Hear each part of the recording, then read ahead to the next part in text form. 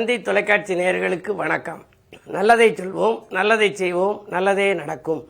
இன்று 28/1/2025 செவ்வாய்க்கிழமை, பூராடம் நட்சத்திரம், காலை 8:17 வரை, பிறகு உத்திராடம். இன்றைக்கு நான் உங்களுக்கு பலன் தரும் பஞ்சபட்சி சாஸ்திரம் பற்றி சொல்ல போகிறேன்.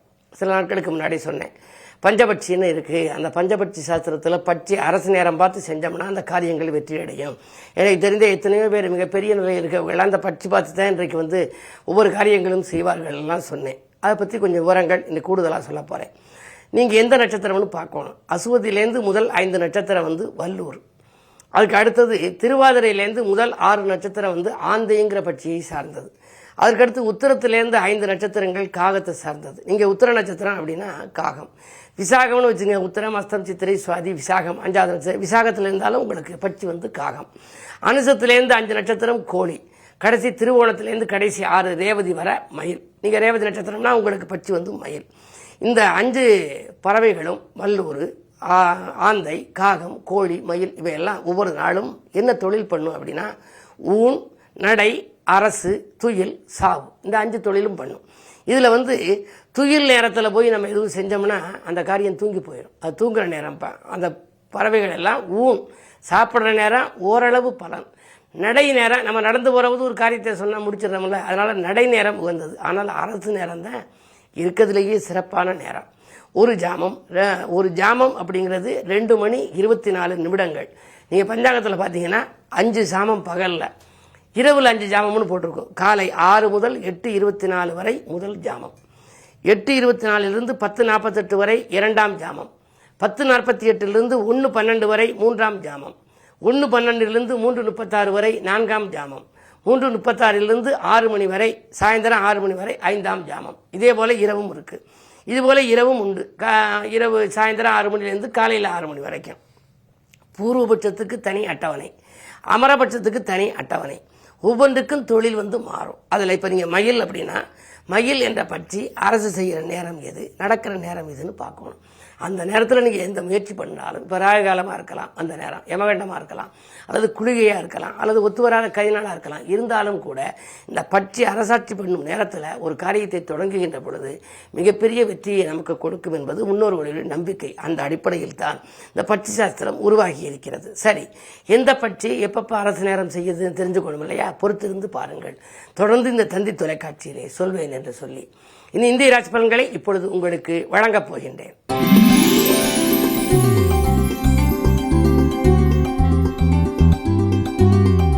மேசராசி நேயர்களே, வெற்றிக்கனியை எட்டிப்பிடிக்கின்ற நாள் இந்த நாள். இந்த விவகாரங்களிலிருந்து நீங்கள் விடுபடுவீர்கள். உத்தியோகத்தில் கூட மேலதிகாரிகள் உங்களுடைய திறமைக்குரிய அங்கீகாரத்தை கொடுப்பார்கள். 12ல் சுக்கிரன் உச்சம்.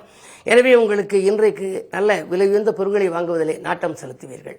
குறிப்பாக இல்லத்திற்கு தேவையான அத்தியாவசிய பொருள், ஆடம்பர பொருட்கள் வாங்குவதிலே கவனம் செல்லும். விரயங்கள் நல்ல விரயமாகவே இருக்கும்.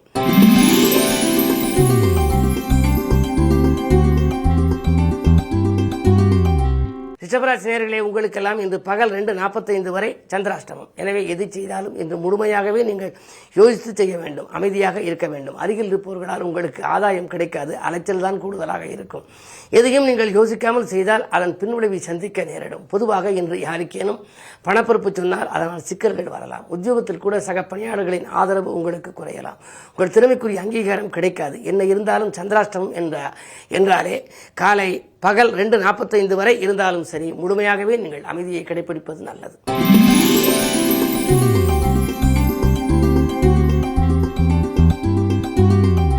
மிதுனராசி நேயர்களே, உங்களுக்கெல்லாம் பகல் 2:45க்கு மேல் சந்திராஷ்டமம். எனவே புது முயற்சிகள் செய்வதாக இருந்தால் காலையிலேயே நீங்கள் செய்துவிடலாம்.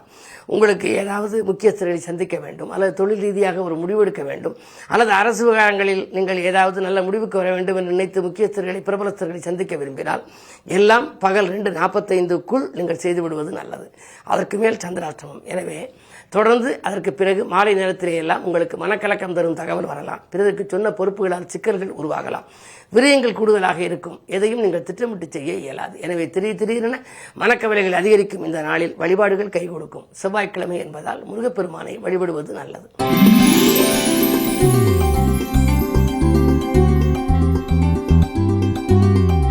கடகராசி நேயர்களே, உங்களுக்கு அஷ்டமத்து சனியின் ஆதிக்கம் ஒருபுறம் இருந்தாலும் லாபஸ்தானத்துக்கு அதிபதியான சுக்கிரன் உச்சம் பெற்றிருக்கிறார். லாபஸ்தானத்திலே குரு சுக்கிர பரிவர்த்தனை என்பது யோகங்களிலேயே முதல் தரமான யோகம். எனவே உங்களுக்கு வாங்கல் கொடுக்கல்கள் சீராகவும் சிறப்பாகவும் இருக்கும்.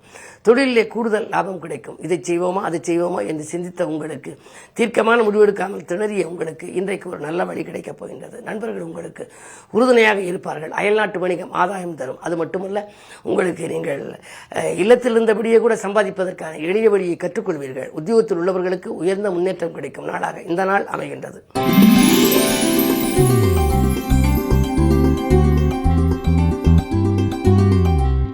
சிம்மராசி நேயர்களே, 7லே சனி, உடல்நிலையில் தொல்லை, ஏதாவது கைவலி கால்வலி ஜீரண கல்விகள் பழுதாகுதல் போன்றவைகள் வரலாம். ஒரு சிலருக்கு ரண சிகிச்சை கூட ஏற்படலாம். ஏனென்றால் சனியின் முழு பார்வையும் உங்கள் ராசியில் பதிகின்றது.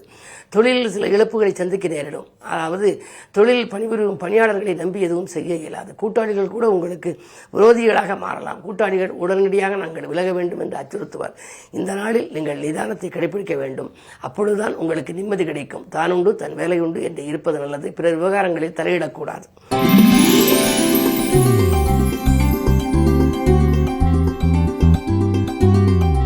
கன்னிராசி நேயர்களே, ஜென்மத்தில் கேது, 7லே ராகுவுடன் சுக்கிரன், தனாதிபதி உச்சம். எனவே மிகச்சிறந்த நாள். கொடுத்த வாக்கை காப்பாற்றி விடுவீர்கள். கொள்கை பிடிப்போடு செயல்படுவீர்கள். வாங்கல் கொடுக்கல்கள் சீராகும். என்றைக்கோ கொடுத்த தொகை இன்று வசூலாகலாம். மற்றவர்களை நம்பி ஒப்படைத்த பொறுப்புகள் மிகச்சிறப்பாக முடிவடையும். குடும்பத்திலே சுப செய்திகள் வந்த வண்ணமாக இருக்கும். பெண்வழி பெருமைகள், பெண்களால் உங்களுக்கு பெருமைகள் சேரும். அது உடன்பிறப்புகளாகவும் இருக்கலாம், வாழ்க்கை துணையாகவும் இருக்கலாம். என்ன இருந்தாலும் இன்று உங்களுக்கு ஒரு மிகச்சிறந்த நாள். முன்னோர் வழிபாடும் முறையாக நீங்கள் செய்து வந்திருந்தால் இன்னும் மிகச்சிறந்த பலன்களை காண்பீர்கள். காரணம், குரு உங்கள் ராசியை பார்க்கின்றது. எனவே இன்றைய பொறுத்தவரை செவ்வாய்க்கிழமை என்பதனாலே முருகப்பெருமானை வழிபடுவது நல்லது.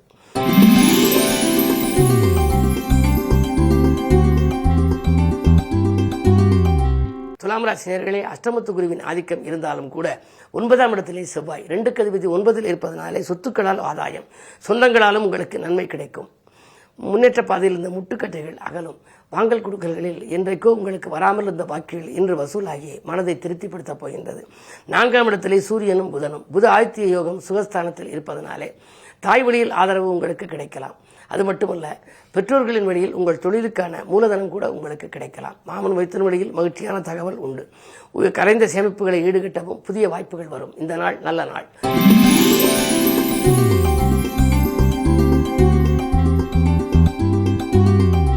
விருச்சிக ராசி நேயர்களே, உங்களுக்கெல்லாம் வசந்த காலத்திற்கு வழிகாட்டும் நாள்.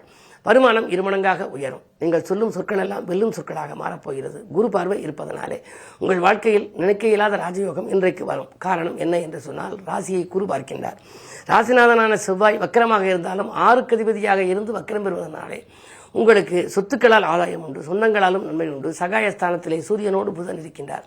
பட்டங்களும் பதவிகளும் கூட உங்களுக்கு கிடைக்கலாம். அதாவது விருதுகள் கிடைக்கும் அளவிற்கு உங்களுடைய பணி இருக்கப் போகின்றது. அது மட்டுமல்ல, சுகஸ்தானத்தில் சனி பலம் பெற்றிருக்கின்றார். எனவே உடல் ஆரோக்கியம் சீராகி ஆனந்தப்படுத்தும். இன்று செவ்வாய்க்கிழமை என்பதனாலே வள்ளல் முருகப்பெருமானை நீங்கள் கொண்டாடினால் வளர்ச்சி உங்களுக்கு நன்றாக இருக்கும்.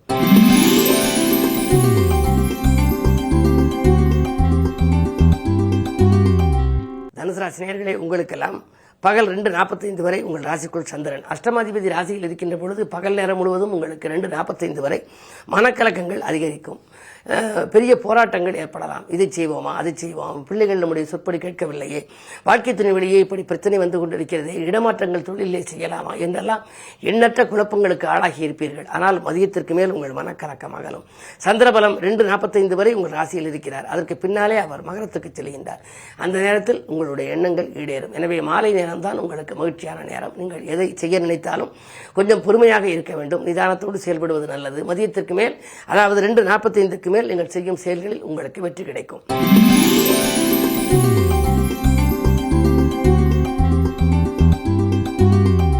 மகர ராசி நேயர்களே, உங்களுக்கெல்லாம் இன்று பகல் 2:45க்கு மேல் உங்கள் ராசிக்குள் சந்திரன் வருகின்றார். சந்திரனோடு சூரியன் புதன் 3ம் இணைகிறது.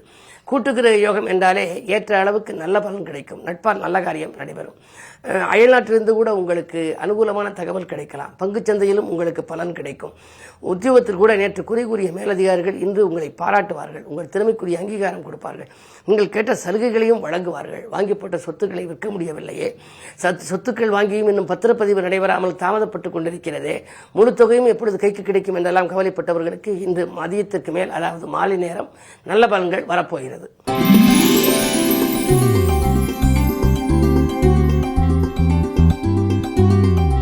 கும்பராசி நேயர்களே, உங்களுக்கு ஜென்மச்சனி என்றாலே குடும்பச்சுமை கூடும். கொடுத்த வாக்கை காப்பாற்ற இயலாது. நண்பர்களை நம்பி ஒப்படைத்த பொறுப்புகள் நடைபெறாமல் உங்களிடமே மீண்டும் வரலாம். உத்தியோகத்தில் மேலதிகாரிகள் உங்களுக்கு இணக்கமாக நடந்து கொள்ள மாட்டார்கள். எதையும் நீங்கள் திட்டமிட்டு செய்ய இயலாது. திறமை மிக்கவர்களை பக்கத்தில் வைத்திருந்தாலும் கூட காரியங்கள் கைகூடவில்லையே என்று கவலைப்படுவீர்கள். எனவே இன்று பொறுமையோடு செயல்படுவது மட்டுமல்ல, இன்று கிழமைக்குரிய பலனாக செவ்வாய்க்கிழமையும் பூராடமும் வருவதனாலே அருகில் இருக்கும் சிவாலயம் சென்று முருகப்பெருமானுக்கு நீங்கள் வழிபாடுகளும் அர்ச்சனைகளும் செய்து வாருங்கள். அர்ச்சனைகள் செய்வதன் மூலம் உங்கள் பிரச்சனைகளிலிருந்து விடுபடும் சூழல் உண்டு.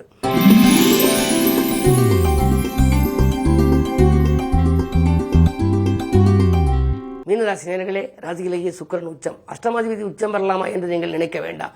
3 அதிபதியும் உச்சம் பெறுவதனாலே முன்னேற்ற பாதையில் இருந்த சர்க்கல்கள் அகலும். பணப்பழக்கம் நன்றாக இருக்கும். கரைந்த சேமிப்புகளை ஈடுகட்டுவீர்கள்.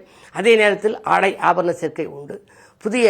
புதியவர்களின் சந்திப்பால் பொருளாதார நிலையை பெருக்கிக் கொள்ளவும் வழி பிறக்கும். 7லே கேது இருக்கின்றார். எனவே இல்லத்தில் சில பிரச்சனைகள் வரத்தான் செய்யும். இருந்தாலும் நீங்கள் அதை கண்டும் காணாமலும் இருப்பது நல்லது, அல்லது விட்டுக் கொடுத்து செல்வது நல்லது. விரயச்சனியின் ஆதிக்கம்.